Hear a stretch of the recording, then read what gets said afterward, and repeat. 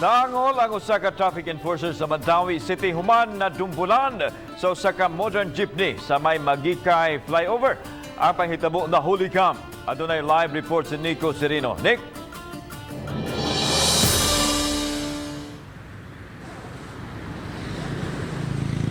Yes, Lan, nahulikam kining pagkadumbol sa usa ka traffic enforcer sa usa ka modern jeepney nga misuway pag-overtake aron nga makasiya maka-left turn. Sa kuha sa CCTV, makita kining pag-overtake sa puti nga modern jeepney sa gisundan nga sakyanan. Kini aron maka-left turn siya, dayon paingon sa Dan AC Cortez. Apan kini na ang sunod nga nahitabo.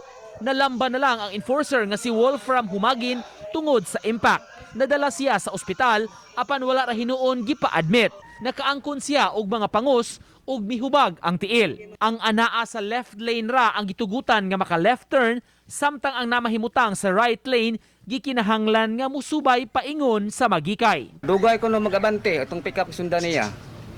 Mauto naggawa siya. Nag-overtake na kay kung wala na sa mag-overtake, nakana na siya.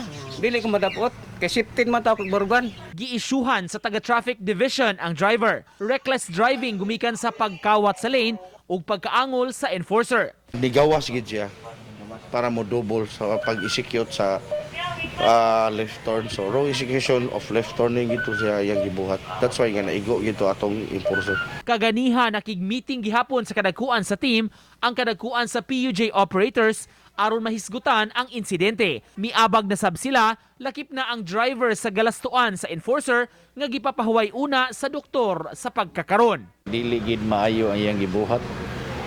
In the first place na siya sa right lane nga mo left siya nga ni overtake gid siya sa right lane nga naa diha ang gibutang sa right lane must turn right.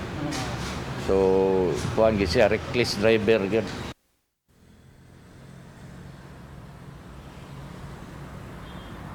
Lan ugmang adlaw makitawag og tigom ang hepe sa team ni atong driver mismo sa modern jeep aron hisgutan katong nahitabo ingon man ang mga citation nga gipahamtang kaniya. Palayong awha officials sa mga motorista nga mutuman gyud sa tanan nga mga lagda sa trapiko aron makalikay sa disgrasya. Lan?